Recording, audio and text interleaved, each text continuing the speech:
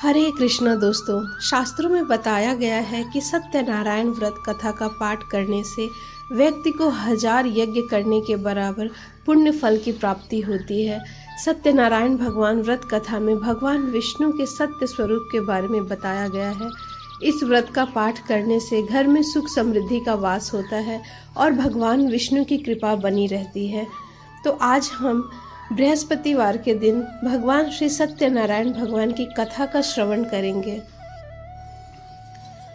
तो दोस्तों, आज हम पहले अध्याय की कथा का श्रवण करेंगे। एक समय की बात है, नैमिषारण्य तीर्थ में सौनकादि 88,000 ऋषियों ने श्री सूत जी से पूछा कि हे प्रभु, इस कलयुग में वेद विद्या रहित मनुष्यों को प्रभु भक्ति किस प्रकार मिल सकती है और उनका उद्धार कैसे होगा। हे मुनि श्रेष्ठ, कोई ऐसा तप बताइए जिससे थोड़े समय में ही पुण्य मिले और मनोवांछित फल भी मिल जाए। इस प्रकार की कथा सुनने की हम इच्छा रखते हैं। सर्वशास्त्रों के ज्ञाता सूत जी बोले, हे वैष्णव में पूज्य, आप सभी ने प्राणियों के हित की बात पूछी है, इसलिए मैं एक श्रेष्ठ व्रत को आप लोगों को बताऊंगा जिसे नारद जी ने लक्ष्मी नारायण जी से पूछा था और लक्ष्मीपति ने मुनि श्रेष्ठ नारद जी से कहा था। अब आप इसे ध्यान से सुनिए। एक समय की बात है, योगी राज नारद जी दूसरों के हित की इच्छा के लिए अनेकों लोगों को घूमते हुए मृत्यु लोक में आ पहुँचे। यहाँ उन्होंने अनेक योनियों में जन्मे प्रायः सभी मनुष्यों को अपने कर्मों द्वारा अनेकों दुखों से पीड़ित देखा। उनका दुख देखकर नारद जी सोचने लगे कि कैसा यत्न किया जाए जिसके करने से निश्चित रूप से मानव के दुखों का अंत हो जाए। इसी विचार पर मनन करते हुए वह विष्णु लोक में गए। वहाँ वह देवों के ईश नारायण की स्तुति करने लगे, जिनके हाथों में शंख चक्र गदा और पद्म थे, गले में वरमाला पहने हुए थे। स्तुति करते हुए नारद जी बोले, हे भगवान, आप अत्यंत शक्ति से संपन्न हैं, मन तथा वाणी भी आपको नहीं पा सकती। आपका आदि मध्य तथा अंत नहीं है। निर्गुण स्वरूप सृष्टि के कारण भक्तों के दुख को दूर करने वाले आपको मेरा नमस्कार है।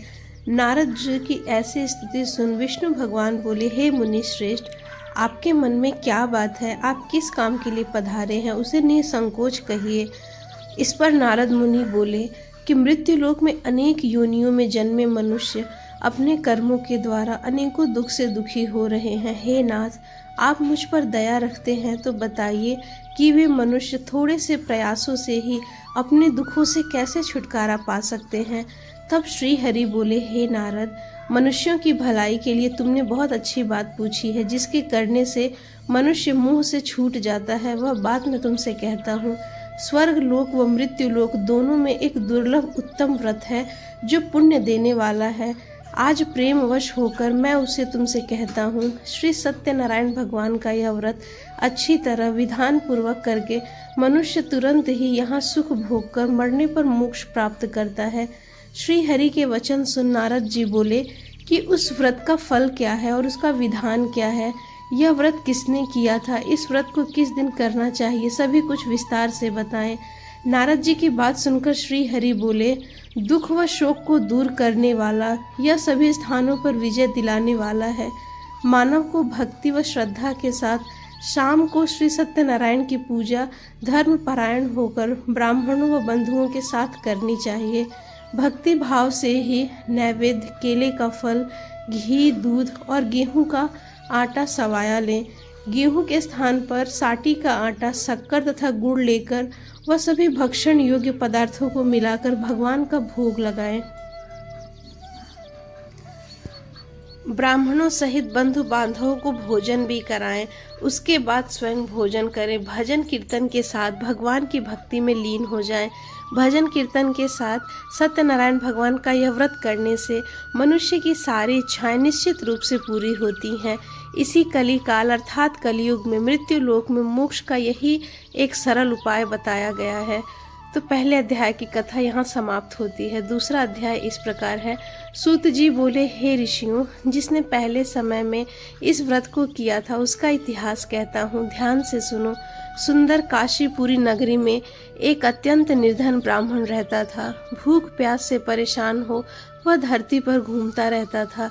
ब्राह्मणों से प्रेम से भगवान ने एक दिन ब्राह्मण का वेश रूप धारण कर उसके पास जाकर पूछा, हे विप्र, नित्य दुखी होकर तुम पृथ्वी पर क्यों घूमते हो? दीन ब्राह्मण बोला कि मैं एक निर्धन ब्राह्मण हूँ, भिक्षा के लिए धरती पर घूमता हूँ। हे भगवान, यदि आप इसका कोई उपाय जानते हो तो बताइए। वृद्ध ब्राह्मण श्री सत्यनारायण भगवान मनोवांछित फल देने वाले हैं, इसलिए तुम उनका पूजन करो, ऐसा उस वृद्ध ब्राह्मण ने कहा। ऐसा करने से मनुष्य सभी दुखों से मुक्त हो जाता है। वृद्ध ब्राह्मण बनकर आए सत्यनारायण भगवान उस निर्धन ब्राह्मण को व्रत का सारा विधि विधान बताकर अंतर ध्यान हो गए। ब्राह्मण मन ही मन सोचने लगा कि जिस व्रत को वृद्ध ब्राह्मण करने को कह गए हैं उसे मैं जरूर करूंगा। यह निश्चय करने के बाद उसे रात में नींद नहीं आई।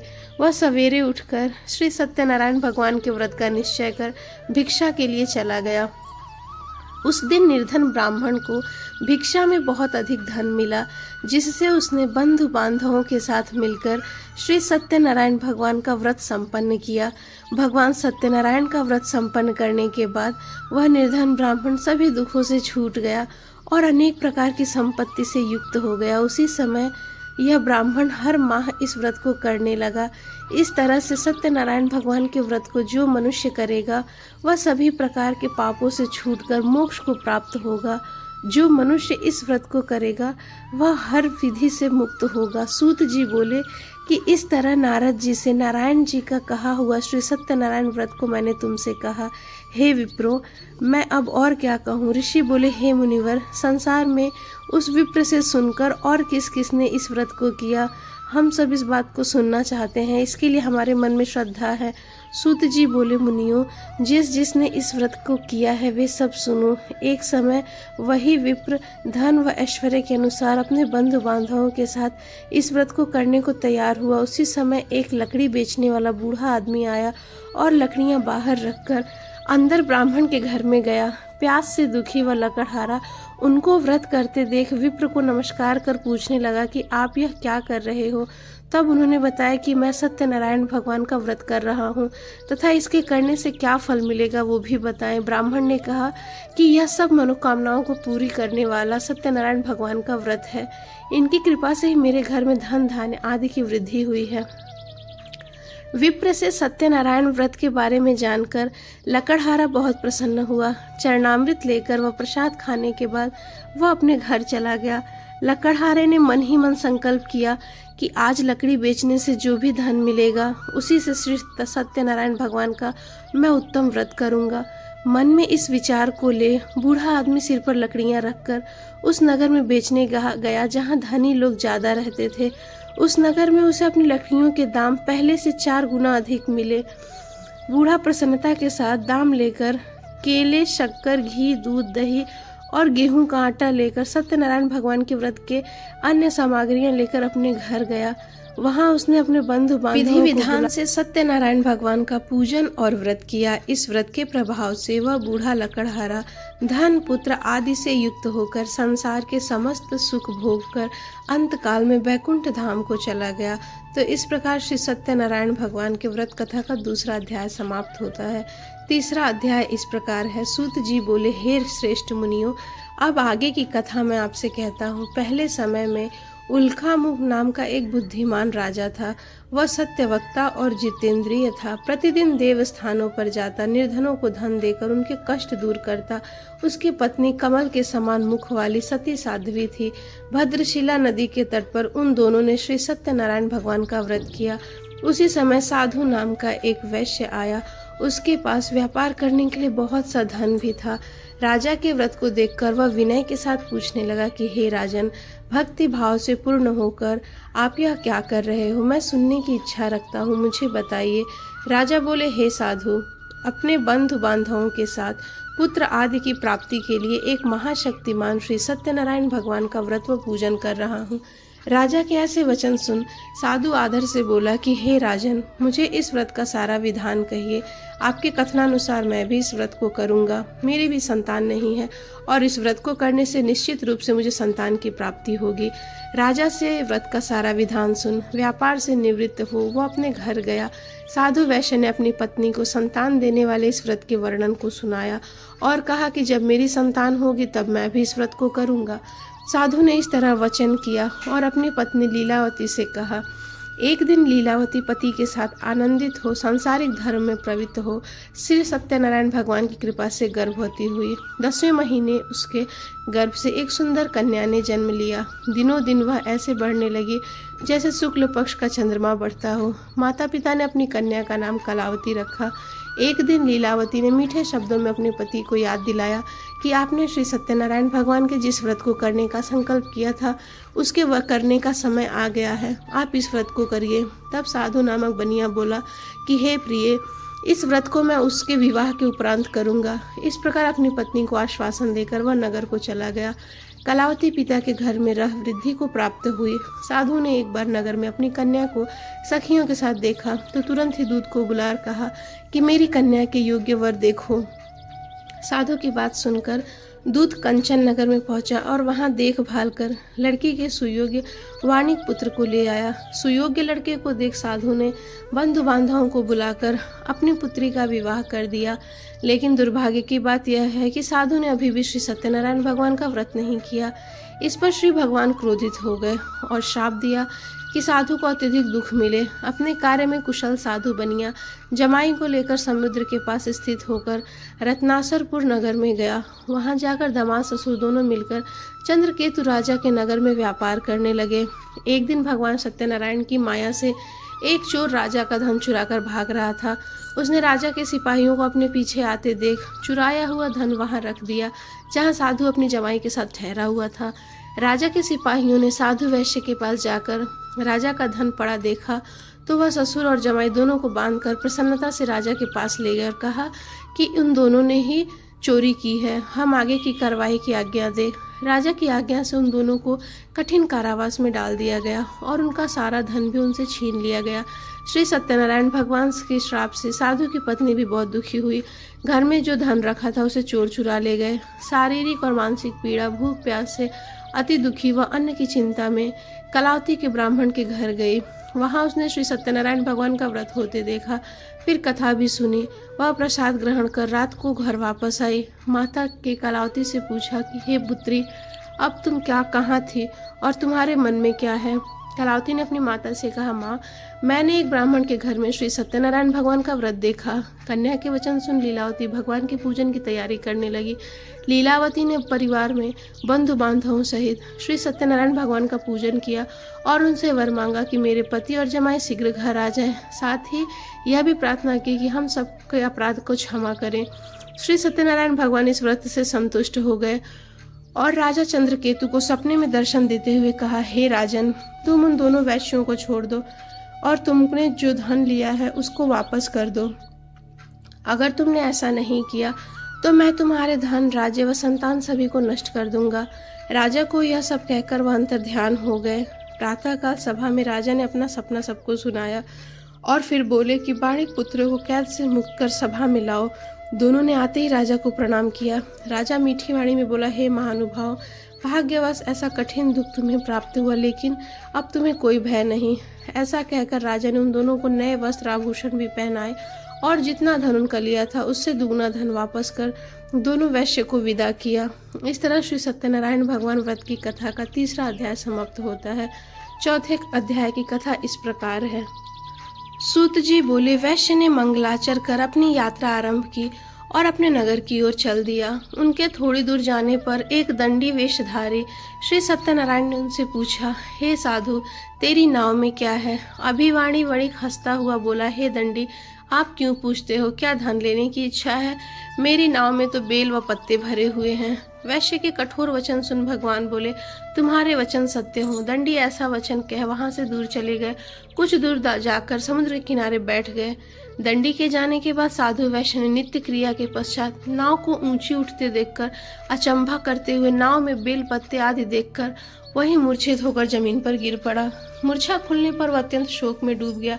तब उसका दामाद बोला कि आप शोक न मनाएं, यह दंडी का शाप है, इसलिए हमें इनकी शरण में ही जाना चाहिए, तभी हमारी मनोकामना पूरी होगी। दामाद की बात सुनकर वह दंडी के पास पहुंचा और अत्यंत भक्ति भाव से नमस्कार करके बोला कि मैंने आपसे जो असत्य वचन कहे थे उनके लिए मुझे क्षमा कर दें। ऐसा कहकर महान शोकातुर हो रोने लगा। तब दंडी भगवान बोले, हे वणिक पुत्र, मेरी आज्ञा से बार बार तुम्हें दुख प्राप्त हुआ है, तू मेरी पूजा से विमुख हुआ है। साधु बोला, हे भगवान, आपकी माया से ब्रह्मा आदि देवता भी आपके रूप को नहीं जानते, तब मैं अज्ञानी कैसे जान सकता हूँ। आप प्रसन्न होइए, अब मैं अपने सामर्थ्य के अनुसार आपकी पूजा करूँगा, मेरी रक्षा करिए, पहले के समान नौका में धन भर दीजिए। साधु वैश्य के भक्ति पूर्वक वचन सुनकर भगवान प्रसन्न हो गए और उसकी इच्छा अनुसार वरदान देकर अंतर्ध्यान हो गए। ससुर जमाई जब नाव पर आए तो वह नाव धन से भरी हुई थी। फिर वह अपनी अन्य साथियों के साथ श्री सत्यनारायण भगवान का पूजन कर अपने नगर को चल दिए। जब नगर के नज़दीक पहुँचे तो दूत को घर पर खबर करने के लिए भेज दिया। दूत साधु की पत्नी को प्रणाम कर कहता है कि मालिक अपने दामाद सहित नगर के निकट आ गए हैं। दूत की बात सुन साधु की पत्नी लीलावती ने बड़े हर्ष के साथ सत्यनारायण भगवान का पूजन कर अपनी पुत्री कलावती से कहा कि मैं अपने पति के दर्शन को जाती हूँ, तू कार्य पूर्ण कर शीघ्र आ जा। माता के ऐसे वचन सुन कलावती जल्दी में प्रसाद छोड़ अपने पति के पास चली गई। प्रसाद की अवज्ञा के कारण श्री सत्यनारायण भगवान रुष्ट हो गए और नाव सहित उसके पति को पानी में डुबो दिया। कलावती अपने पति को वहां न पाकर रोती हुई जमीन पर गिर गई। नौका को डूबा हुआ देख वह कन्या को रोता देख साधु दुखी होकर बोला कि हे प्रभु, मुझसे तथा मेरे परिवार से जो भूल हुई है उसे क्षमा करें। साधु के दीन वचन सुनकर श्री सत्यनारायण भगवान प्रसन्न हो गए और आकाशवाणी हुई कि हे साधु, तेरी कन्या मेरे प्रसाद को छोड़कर आई है, इसलिए इसका पति अदृश्य हुआ है। यदि वह घर जाकर प्रसाद खाकर लौटती है तो इसे इसका पति अवश्य मिलेगा। ऐसी आकाशवाणी सुन कलावती घर पहुंचकर प्रसाद खाती है और फिर आकर अपने पति के दर्शन करती है। उसके बाद साधु अपने बंधु बांधवों सहित श्री सत्यनारायण भगवान का विधि विधान से पूजन करता है और इस लोक का सुख भोग कर वह अंत में स्वर्ग को जाता है। इस तरह श्री सत्यनारायण भगवान के व्रत कथा का चौथा अध्याय समाप्त हुआ। पांचवा अध्याय की कथा इस प्रकार है। सूत जी बोले, हे ऋषियों, मैं अब और कथा सुनाता हूँ, उसे भी ध्यान पूर्वक सुनो। प्रजा पालन में लीन तुंगध्वज नाम का एक राजा था। उसने भी भगवान का प्रसाद त्याग कर बहुत ही दुख शासन किया। एक बार वन में जाकर वन्य पशुओं को मारकर वह बड़ के पेड़ के नीचे आया। वहां उसने ग्वालों को भक्ति भाव से अपने बांधवों सहित श्री सत्यनारायण भगवान का पूजन करते देखा। अभिमानवश राजा ने उन्हें देखकर भी पूजा स्थान में नहीं गया और न ही उसने भगवान को नमस्कार किया। ग्वालों ने राजा को प्रसाद दिया, लेकिन वह प्रसाद भी नहीं उसने स्वीकार किया। प्रसाद को वहीं छोड़कर अपने नगर को चला गया।